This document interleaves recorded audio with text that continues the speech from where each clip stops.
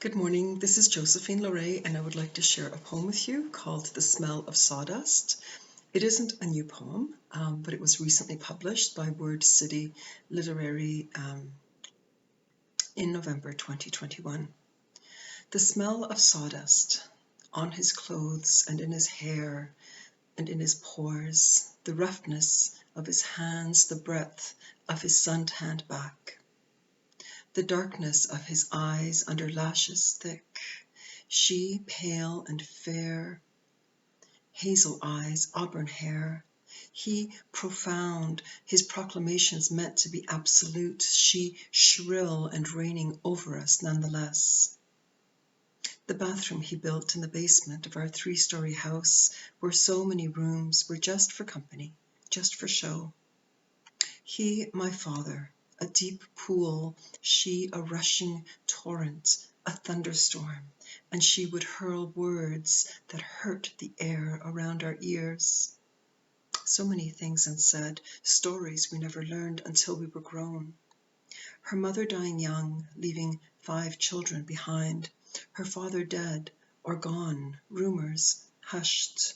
Her brother taking her in to work in his house. She, boiling water carried in from village fountain to wash the diapers of his infant child. The letters that my father sent, taken away, hidden by her brother's wife, behind the mirror of the dresser. How she became betrothed to another, believing my father had forgotten her. How my father's father and my father's brother went to ask why she wasn't writing back. Those were different times.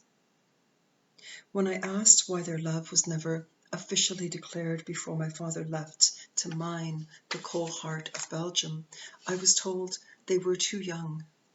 He had no diamond for her finger, no gold, and their promise was to keep them until he could come to claim her as his bride.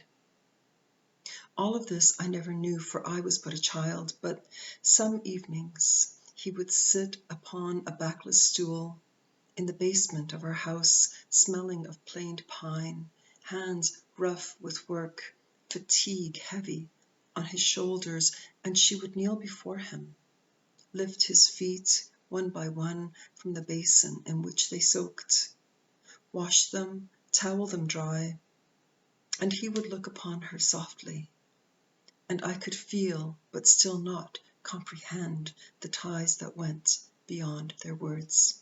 Thank you very much. Again, I'm Josephine Loray, and I'm coming to you from Western Canada, the city of Calgary, which traditionally was inhabited by and traversed by a number of diverse Indigenous groups, the Piikani, the Siksika, the Tsuut'ina, the Nakota, and the Kainai. And the original name for this place was Mohkinstsis. Mohkinstsis means the confluence of rivers, the rivers that we know today as Bow and Elbow, but I'm sure they had their true names before the Europeans arrived. I would like to acknowledge the Indigenous people who first brought language and poetry to this land. Thank you very much.